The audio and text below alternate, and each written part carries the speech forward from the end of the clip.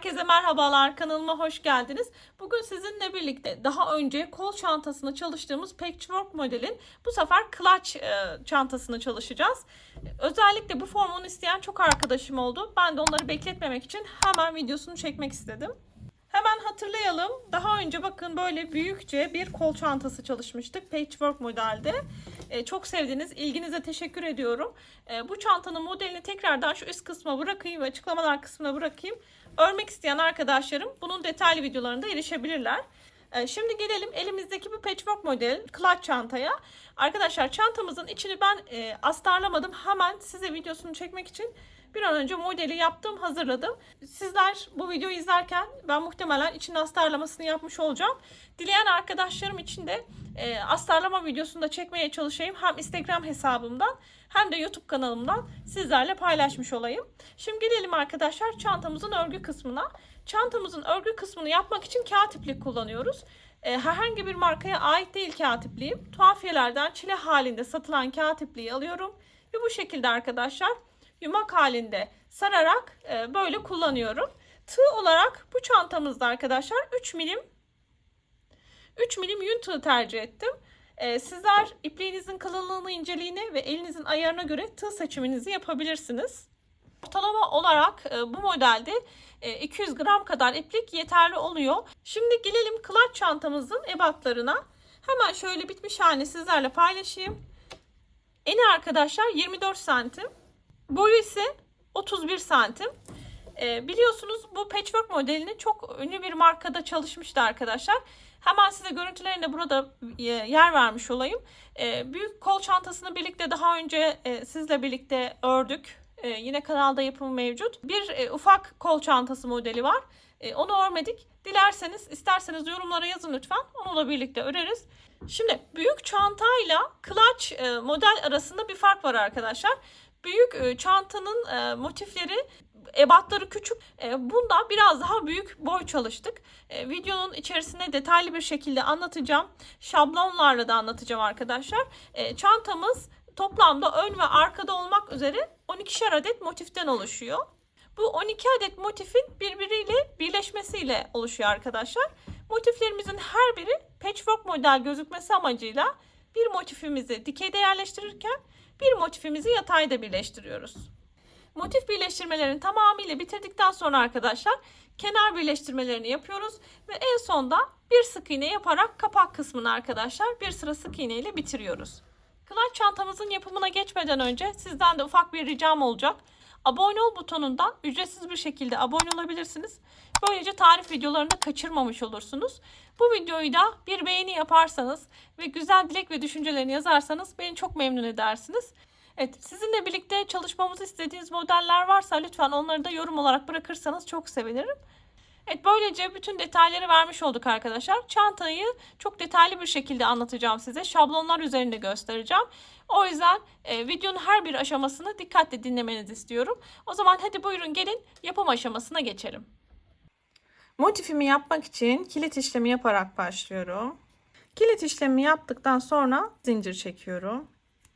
Toplamda 14 adet zincir çekeceğim.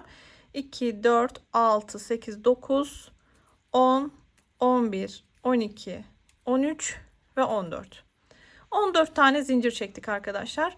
Şimdi zincirimin bakın şurada gördüğümüz tepe noktalarına batarak ilerleyeceğiz. Şu noktaya değil de bakın arkada tek bir tane ilmek gözüken kısımlara batacağız. İlk zincirimi atlıyorum. İkinci zincirimin bakın şu arka noktasındaki ilmeği alıp sık iğne yapıyorum. Bu şekilde arkadaşlar her bir zincirin arka noktasındaki bu ilmeğe batarak sıra sonuna kadar sık iğne yapalım. Sıra sonuna kadar sık iğne yaparak devam ettim. Toplamda arkadaşlar 13 sık iğne elde ettim. Bu noktada 2 tane zincir çekiyorum ve örgümü çeviriyorum. Üzerine bir tane ilmek alıyorum ve tam dip noktasına batıyorum. Arkadan bir tane ilmek çıkartıyorum. Bakın tığımın üzerinde 3 tane ilmek varken tekrar tığımın üzerine bir tane ilmek alıyorum. Bu noktadan yanındaki ilmekten batıyorum. Tekrar çıkartıyorum. Tığımın üzerinde bakın 1, 2, 3, 4, 5 tane ilmek oldu. 5'ini birlikte çıkıyorum. Bakın ilk örneğimi yaptım arkadaşlar. Tekrar tığımın üzerine alıyorum. Şimdi bir önceki battığım ilmekten tekrar batıyorum. İlmeğimi çıkartıyorum. Tığımın üzerinde bakın 3 tane ilmek var. Tekrar bir tane ilmek alıyorum ve bir sonraki boş ilmeğe batıyorum. İlmeğimi arkadan çıkartıyorum. Tığımın üzerinde 5 tane ilmek varken 5'ini birlikte çıkartıyorum. Bu şekilde arkadaşlar bakın tekrar tığımın üzerine ilmek alıyorum. Bir önceki çıktığım ilmekten tekrar giriyorum. Arkadan ilmeğimi çıkartıyorum. Biraz uzatıyorum. Tığımın üzerine tekrar ilmek alıyorum. Bu sefer yanındaki hiç batılmamış ilmeğe batıyorum. Yine bir ilmek çıkardım, uzattım. Tığımın üzerinde 5 tane ilmek varken 5'ini birlikte çıkartıyorum. Bu şekilde arkadaşlar sıra sonuna kadar devam ediyorum. Bir tane bir önceki ilmekten batıyorum, ilmek çıkartıyorum. Üzerine alıyorum, tekrar batıyorum. Bu sefer yanındaki boş ilmeğe, hiç batılmamış ilmeğe batıyorum ve 5'ini birlikte çıkartıyorum. Evet. Bu şekilde arkadaşlar sıra sonuna kadar aynı işlemleri tekrarlayarak gidelim. Sıra sonunda yapacağımız bir tane işlem var. Onu da size göstereceğim. Bakın sıra sonuna doğru yaklaştım.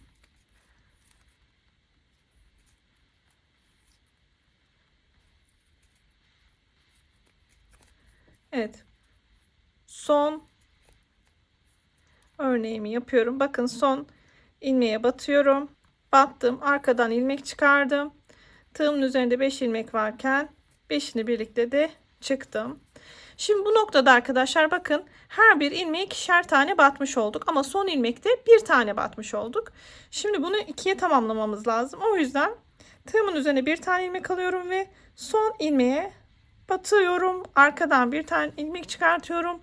Tığımın üzerinde 3 tane ilmek varken ilk ikisini diğer ikisini birlikte çıkartıyorum. Yani ikili trabzan yapıyorum. Böylelikle su yolu örneğimde burada tamamlamış oldum.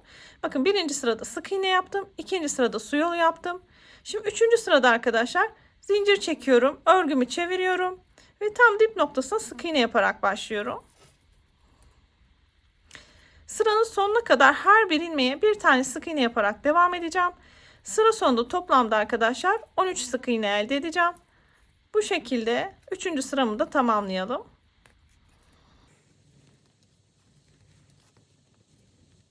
Evet, 3. sıramı da tamamladım.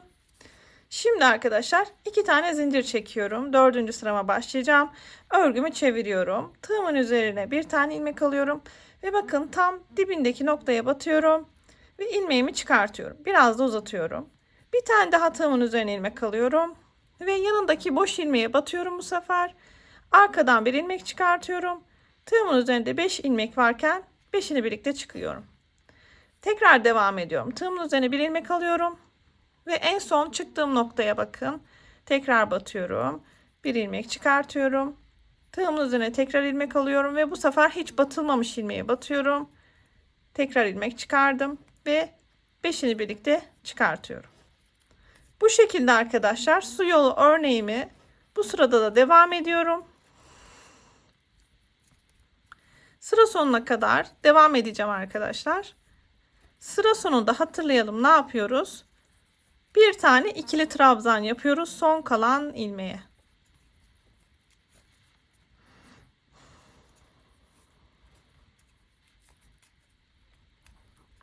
Evet bakın son su yolumu yapıyorum bu sırada ve son ilmeği arkadaşlar bir ikili trabzan daha yapıyorum. Daha doğrusu tek bir tane ikili trabzan yapıyorum. Şimdi 1 2 3 4 5. sıra 5. sırada sık iğne yapacağım. Bir tane zincir çekiyorum, örgümü çeviriyorum ve gelen ilk boşluğa sık iğnemi yapmaya başlıyorum. Sıra sonuna kadar her bir ilmeğe bir sık iğne yapacağım ve sıra sonunda arkadaşlar 13 sık iğnemi koruyacağım. Evet, sık iğne sıramı da tamamladım. Bir üst sıraya geçerken ne yapıyorduk? 2 tane zincir çekiyorduk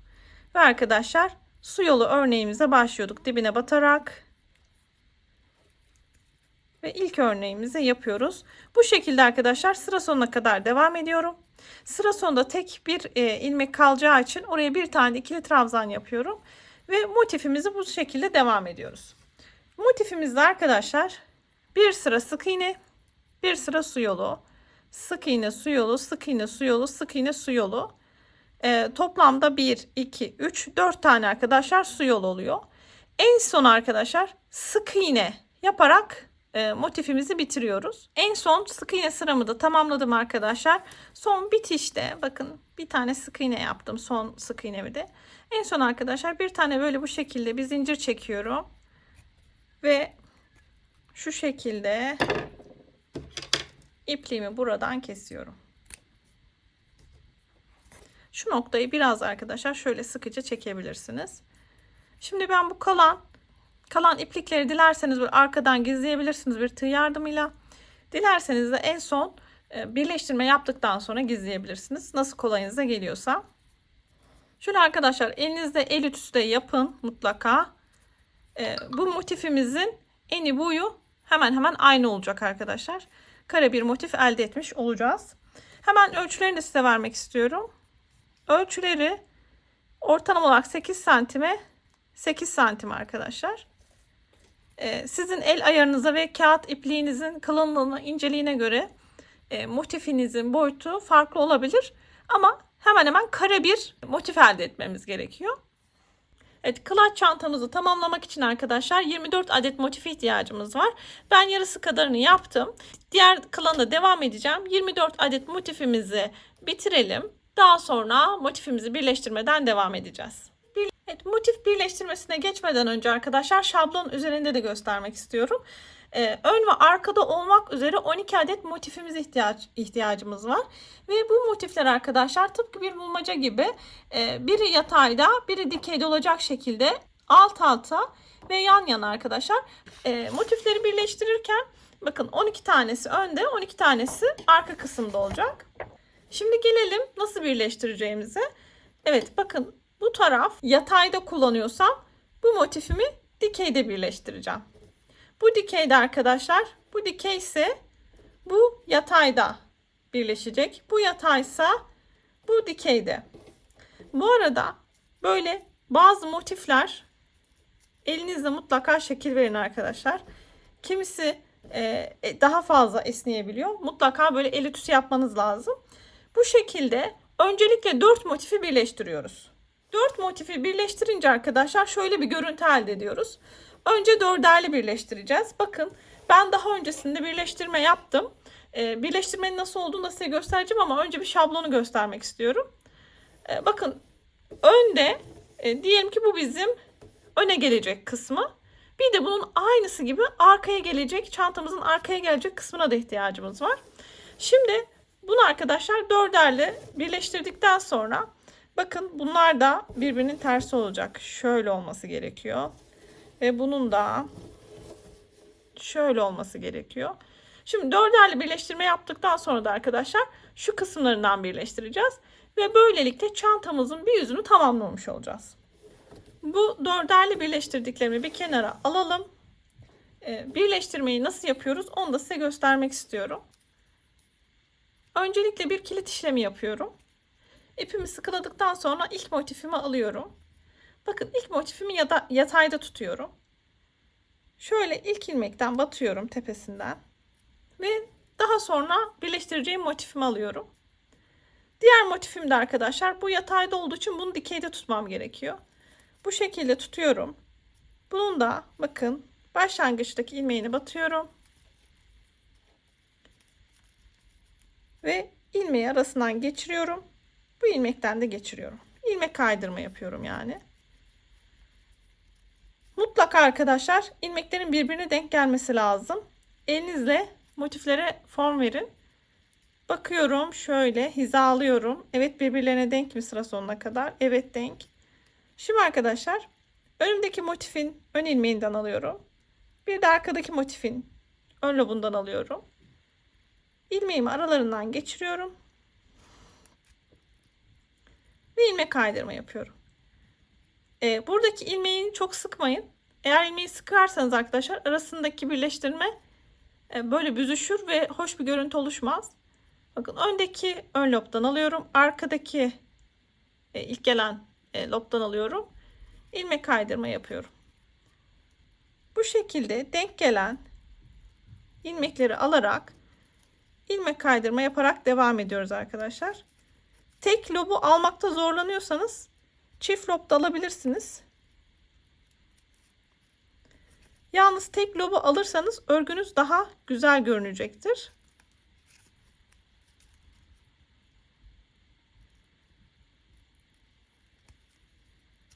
Bu şekilde arkadaşlar birleştirerek sıra sonuna kadar devam ediyoruz.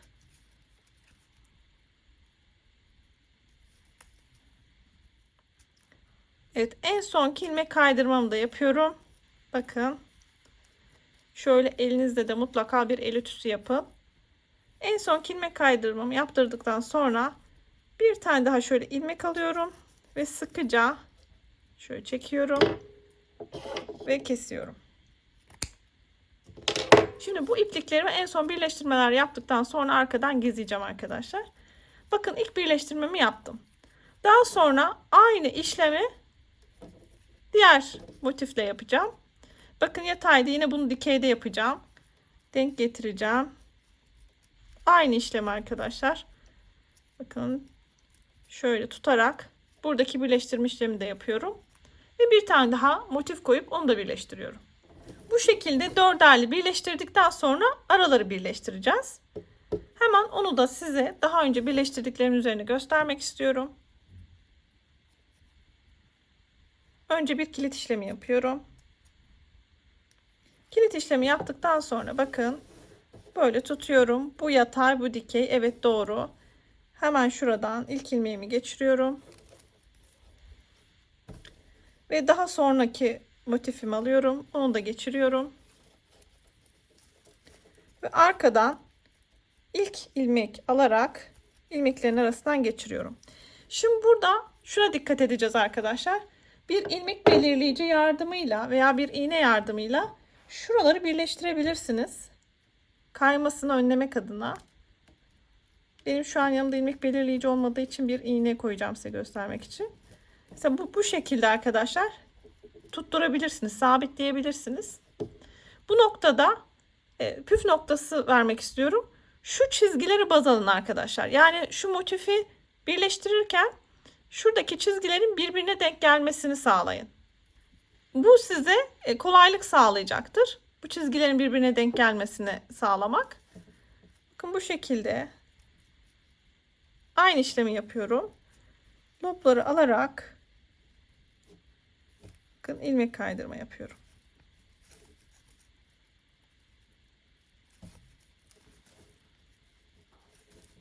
Çok sıkı yapmayalım. Ben de biraz sıkı çalıştım. Şöyle biraz gevşek tutalım.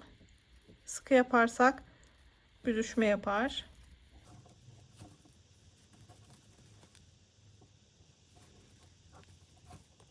Bu şekilde arkadaşlar denk gelen ilmeklere ilmek kaydırma yaparak sıra sonuna kadar devam edeceğiz.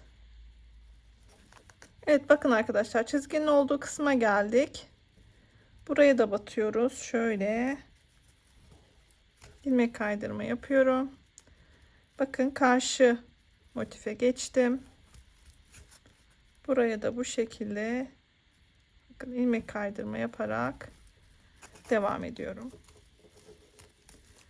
Bu şekilde arkadaşlar sıra sonuna kadar ilmek kaydırma işlemlerimizi yaparak her iki dörtlü motifimizi de birleştirelim. Bu birleştirmeyi yaptıktan sonra kalan üçüncü parçamızı da yapacağız. Bu birleştirmeyi de tamamlayacağız ve ön veya arka dediğimiz çantamızın bu kısımlarından bir tanesini tamamlamış olacağız.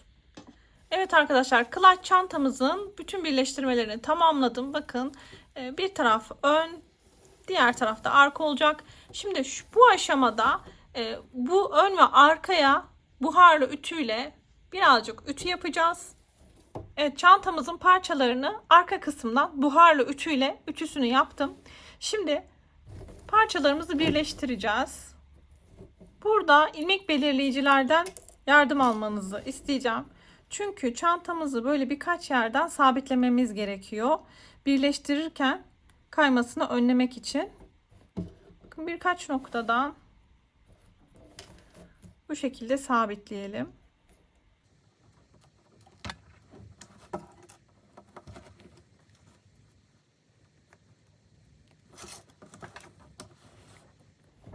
Sabitleme işlemi yaptıktan sonra ipliğimi alıyorum. Bir kilit işlemi yapıyorum yine. Ve şöyle başlayalım arkadaşlar. Şöyle şu noktadan başlamak istiyorum birleştirmeye. Şimdi bu noktada bakın ilk ilmeğimi taktım. Bu noktada sık iğne yaparak birleştireceğim. Bu sefer her iki lobları birden alacağım arkadaşlar. Dikkat edelim. Bu şekilde bakın hangi taraf ön tarafa gelmesini istiyorsanız o taraf önde olacak.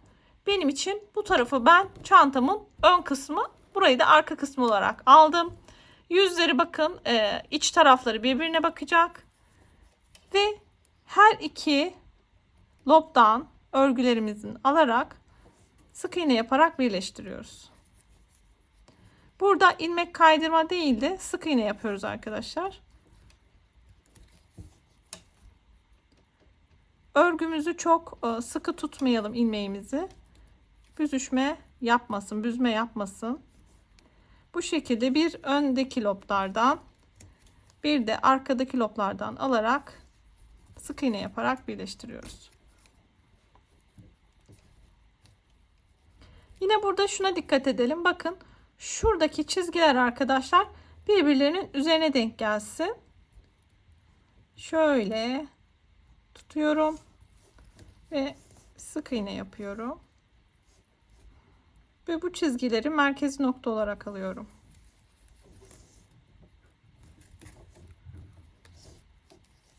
Buradan ilmek belirleyicimi çıkartıyorum sabitlediğim yerden ve devam ediyorum. Bakın çizgi noktasına geldik. Buradan da birleştireceğim. Bir tane ilmek alıp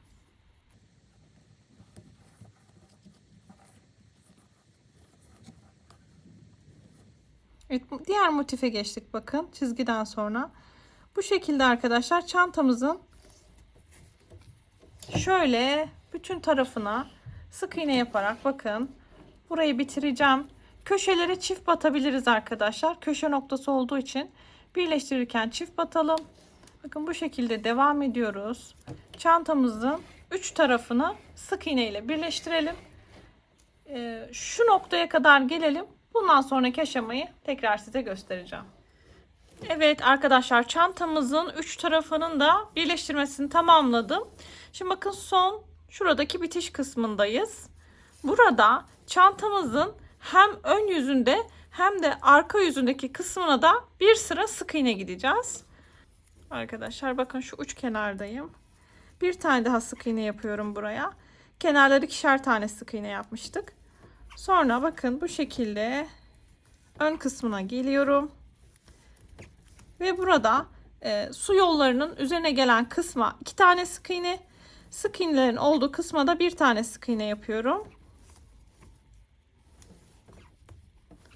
Ve böylece ön ve arkada da birer sıra sık iğne ile gitmiş olacağım. Evet en son bakın ilmek kaydırma yaptım. Ve ipliğimi buradan kesiyorum.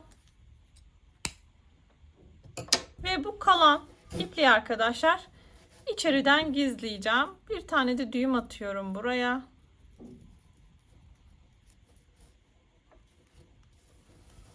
İç kısmında bu ipliği içeriden gizliyorum. Ve arkadaşlar böylelikle çantamızı tamamlamış olduk. Bir an önce size göstermek için astarlamasını ve fermuar dikimini yapmadım arkadaşlar. Mutlaka astarlamasını ve iç kısmına da fermuar dikişini yapalım. Ben size modeli bir an önce göstermek istedim. Bekleyen arkadaşlarım vardı. Bu şekilde bitiriyoruz arkadaşlar. Dilerseniz tekrardan şöyle bir buharlı ütü de verebilirsiniz. Kenarına yine dilerseniz bir örgüyle böyle hani kolunuza tutabileceğiniz kısım yapabilirsiniz. Bir aparat yapabilirsiniz. Dilerseniz deriyle de tamamlayabilirsiniz. Çok şık, çok güzel bir model oldu. Clutch sevenler için gerçekten şahane bir model. İç hacmi de çok güzel, büyüklüğü de çok hoş. Ben de severek kullanacağımdan eminim. Ve böylece arkadaşlar bir videonun daha sonuna gelmiş olduk. Beğenileriniz, yorumlarınız benim için çok kıymetli. Desteklerinizi esirgemezseniz çok sevinirim. Kanala da ücretsiz bir şekilde abone olabilirsiniz. Abone ol butonundan direkt tıklayarak abone olabiliyorsunuz arkadaşlar. Böylece tarif videolarını da kaçırmamış olursunuz. Bir başka projede görüşmek üzere. Herkese keyifli çalışmalar diliyorum. Hoşça kalın.